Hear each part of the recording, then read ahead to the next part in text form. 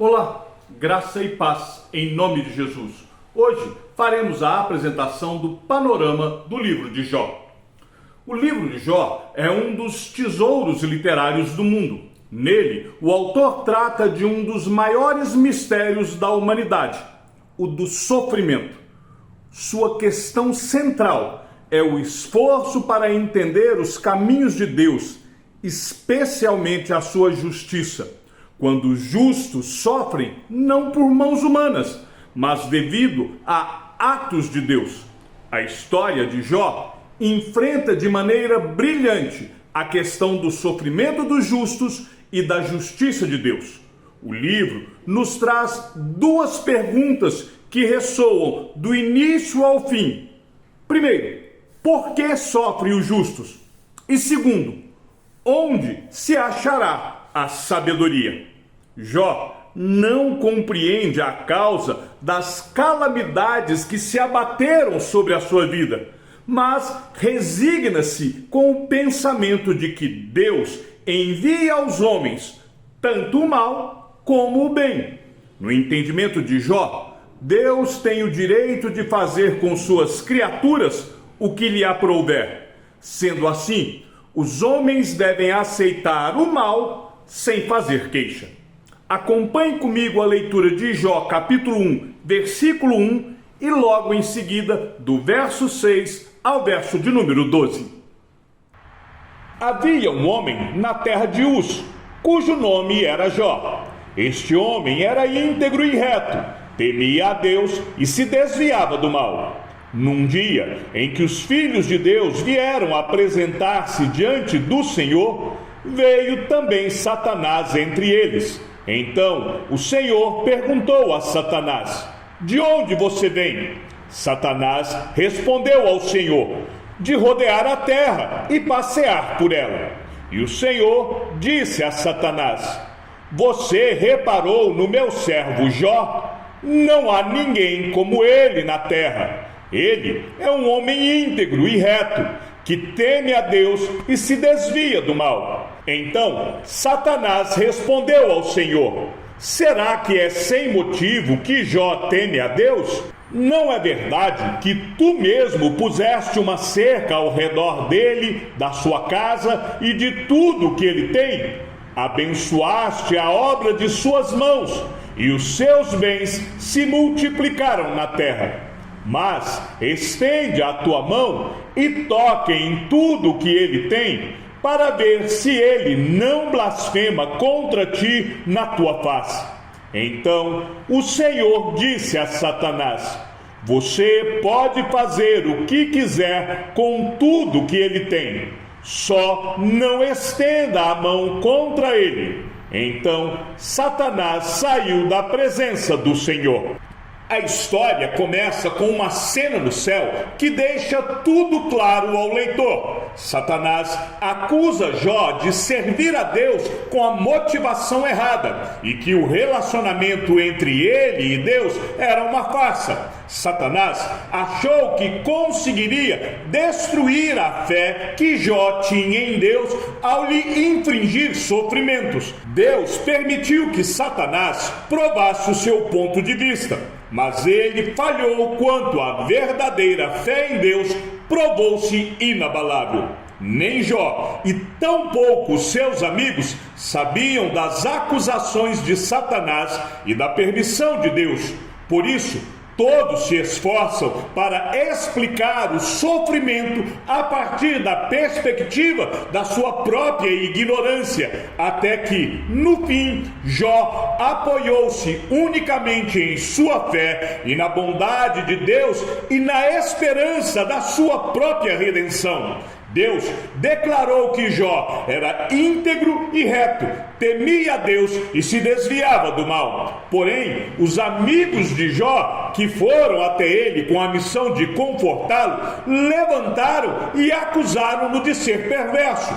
Jó não nega o seu sofrimento. O que Jó nega é que este sofrimento seja resultado do seu pecado. Ele também não compreende Por que ele estava sofrendo? Com o coração voltado à adoração e com humildade, Jó simplesmente confiou as suas aflições a um Criador soberano e perfeitamente sábio. Alguns ainda podem questionar, argumentando que provar o justo Jó para estabelecer um precedente sugere um Deus sem compaixão e sem misericórdia. Mas Jó nos ensina: temos recebido de Deus o bem, por que não receberíamos também o mal? O apóstolo Tiago, usando o exemplo de Jó, nos exorta dizendo: eis que consideramos felizes os que foram perseverantes. Vocês ouviram a respeito da paciência de Jó e sabem como o Senhor fez com que tudo acabasse bem, porque o Senhor é cheio de misericórdia e compaixão. No fim, Deus prova a Satanás que a fé salvífica não pode ser destruída, não importa quanta provação um santo sofra ou quão incompreensível e imerecida ela pareça. A pergunta que reverbera por todo o livro, por que o justo sofre, não será respondida. Tudo que sabemos é que Deus, diante da acusação de Satanás, permitiu todo o sofrimento de Jó. Mas Jó jamais soube a razão de todo o seu sofrimento, tampouco os seus amigos. Porém ele permaneceu firme na certeza de que Deus estava no controle. Entendidas estas questões, vamos ao panorama geral do livro de Jó. Como acontece com outros livros da Bíblia, Jó traz o nome do personagem principal da narrativa.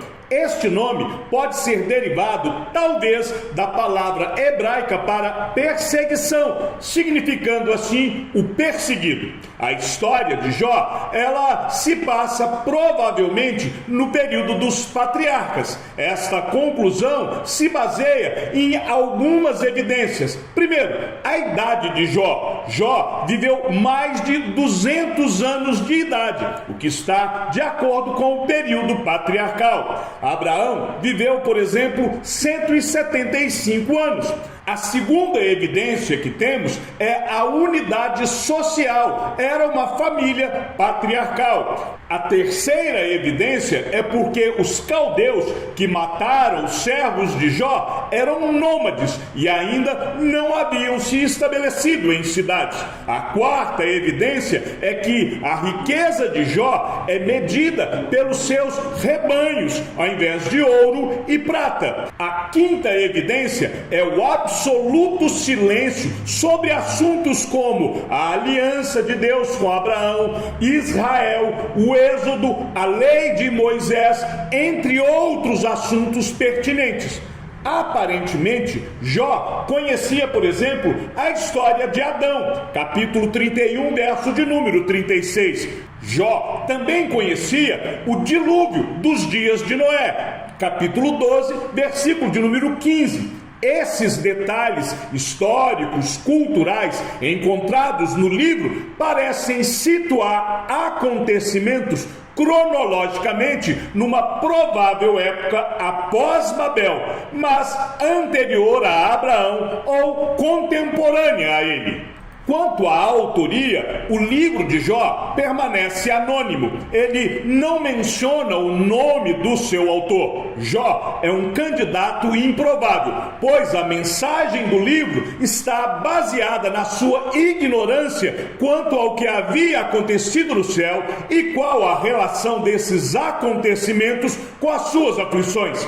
Uma tradição talmúdica sugere Moisés como autor, já que a terra de Uz ficava próximo de Midian, onde Moisés viveu por 40 anos e poderia ali ter obtido um registro da história deste lugar. Não há meios para sabermos o período de abrangência da história dos fatos ocorridos no livro.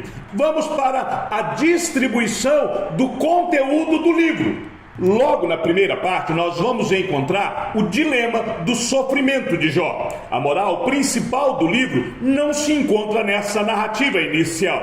Ela consiste apenas no enquadramento no qual todos os discursos que se seguirão devem ser entendidos. Observe que esta primeira sessão está dividida em 3 partes. Primeiro nós temos uma introdução, uma apresentação de quem é Jó. Logo em seguida, o debate entre Deus e Satanás. E finalmente, a chegada dos amigos de Jó. Pouco antes da chegada dos seus amigos, a mulher de Jó toma o partido de Satanás, sugerindo a Jó que amaldiçoasse a Deus e então morresse. Com a chegada dos amigos de Jó, inicia-se uma série de debates. O primeiro ciclo de debates, nós vemos Jó sem compreender a razão do seu sofrimento. Então ele rompe o seu silêncio e amaldiçoa o seu nascimento. Apesar de expressar o desejo de não ter nascido, Jó não atenta contra a própria vida. Esse lamento de Jó é que dá início ao primeiro ciclo de discursos em que cada amigo de Jó fala e depois ouve a resposta de Jó. Capítulo 4 e capítulo 5, nós vemos Elifaz iniciando o diálogo com uma exposição eloquente da teologia básica dos sábios.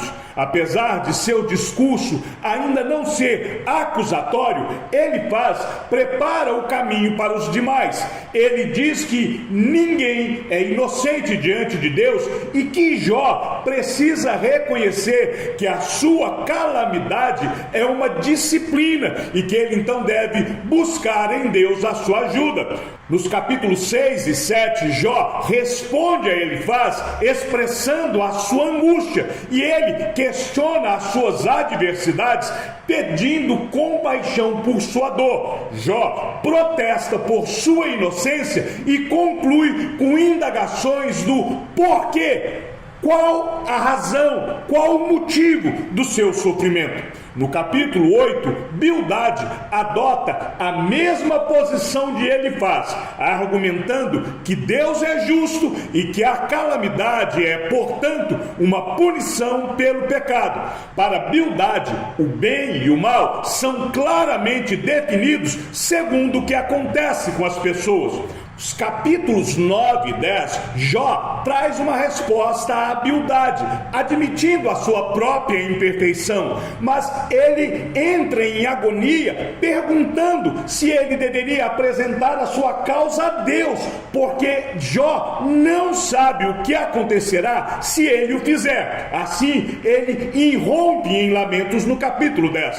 No capítulo 11, Zofar diz a Jó que ele se acerte com Deus. A verdade que Zofar traz a respeito do arrependimento provém da sua presunção de que a calamidade de Jó é resultado do pecado de Jó. Do capítulo 12 até o capítulo 14, Jó diz a seus amigos que eles estão errados e que Deus sabe de todas as coisas e que seguir os conselhos de seus amigos significa comprometer a sua própria integridade. Portanto, após Jó defender a sua destreza em sabedoria equivalente à deles, ele então pondera se ele pode apresentar a sua causa legalmente diante de Deus, e Deus é a única esperança de Jó. Mas novamente esta é uma alternativa temível ao coração de Jó. A partir do capítulo 15, nós temos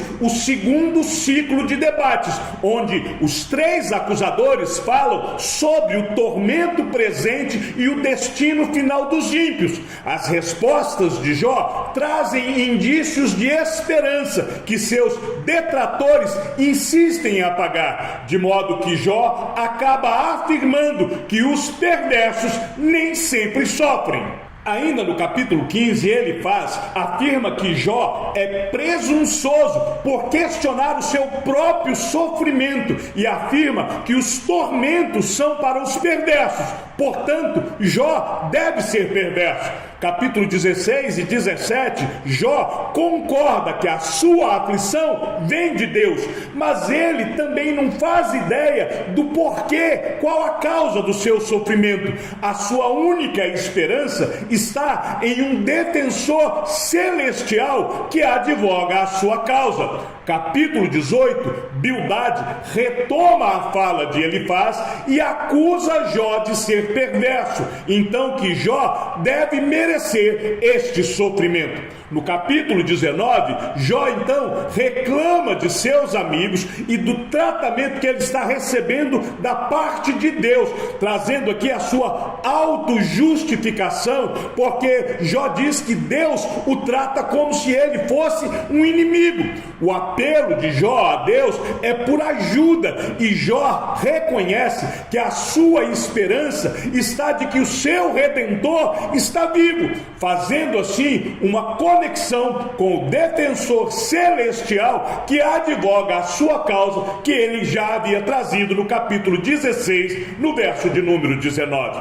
No capítulo 20, Zofar rejeita a nota de esperança de Jó, repetindo o refrão do destino dos malfeitores. No capítulo 21, Jó agora questiona a insistência dos seus conselheiros na prontidão de Deus em punir os perversos, e então Jó queixa-se de seus amigos o consolarem com palavras vazias. O terceiro ciclo de debates tem início no capítulo de número 22, onde Elifaz traz acusações falsas contra Jó e instrui Jó sobre os caminhos de Deus, instando com Jó para que ele se arrependa. Capítulo 23 e o capítulo 24, Jó exprime o seu desejo de defender a sua causa diante de Deus.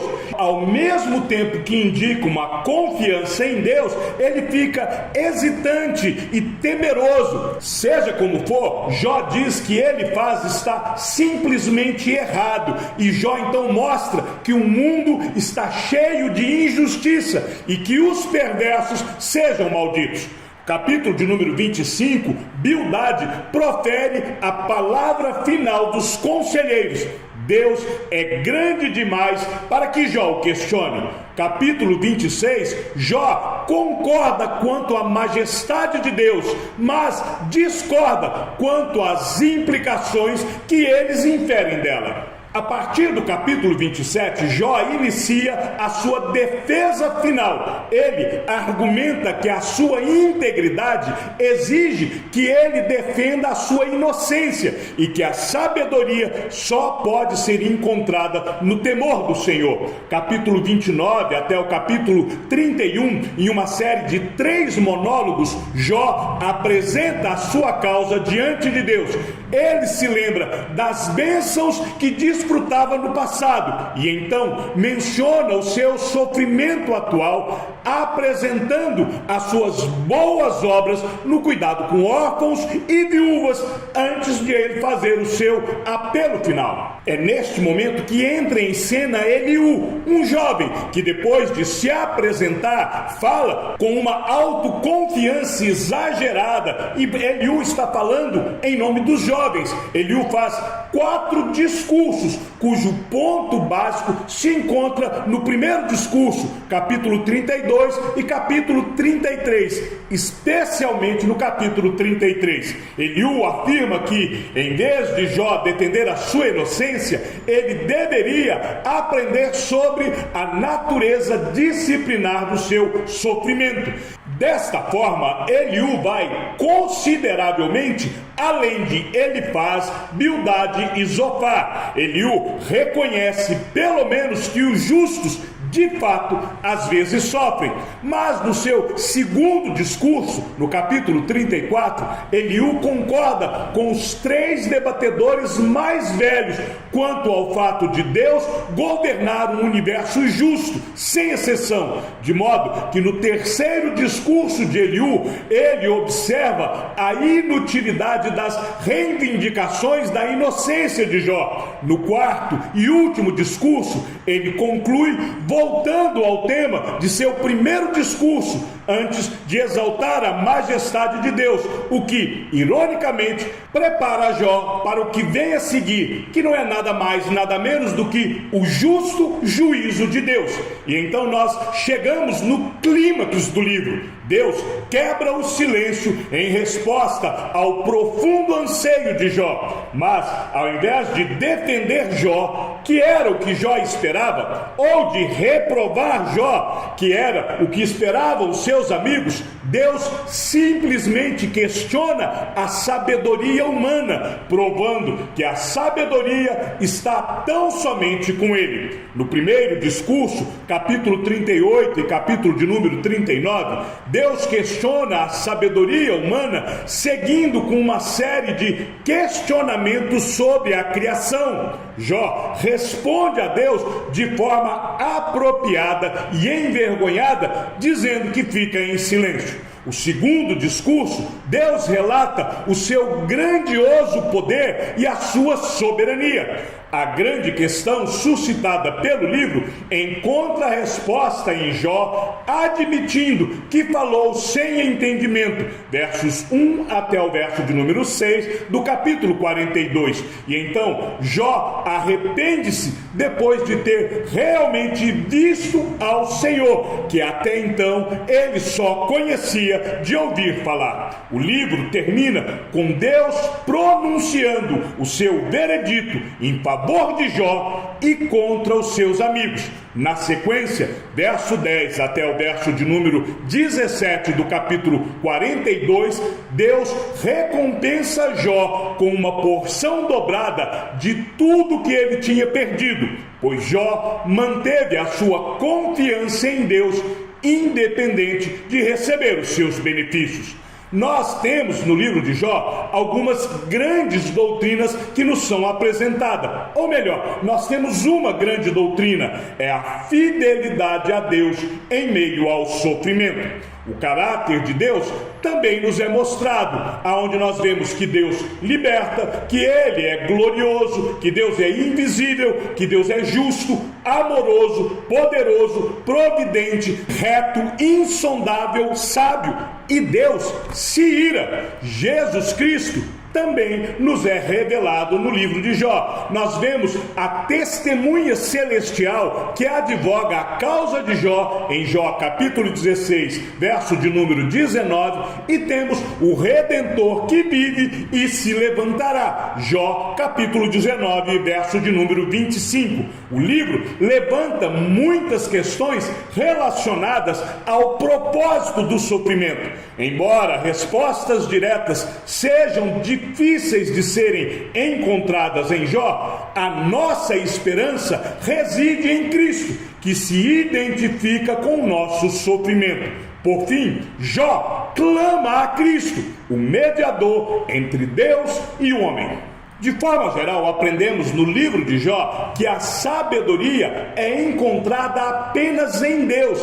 A sabedoria humana não é capaz, sozinha, de sondar os caminhos de Deus. Não há resposta fácil para o sofrimento humano, muito menos para o sofrimento imerecido. Deus não tem obrigação para com os homens caídos de lhe explicar todas as coisas. O temor do Senhor é o caminho da verdadeira sabedoria. O livro de Jó nos ensina que mesmo quando não temos uma explicação racional, lógica para a dor ou o sofrimento, ou mesmo quando nós não temos um argumento teológico, nós devemos simplesmente nos voltarmos para Deus. A grande lição que permanece é: devemos confiar na soberania de Deus em meio ao sofrimento.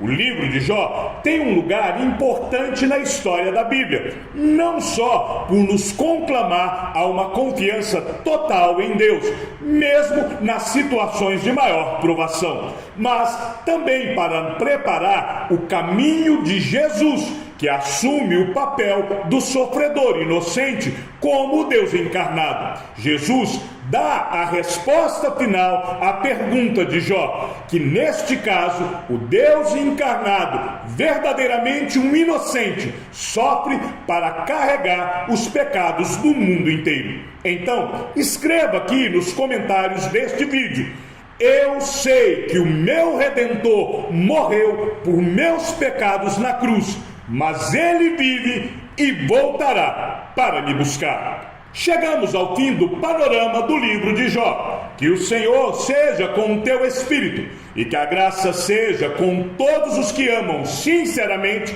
a nosso Senhor Jesus Cristo. E ao Deus único e sábio seja dada toda a glória, e que a sua vida seja sempre para mais em Cristo Jesus. Um forte abraço e até amanhã, se assim o Senhor nos permitir.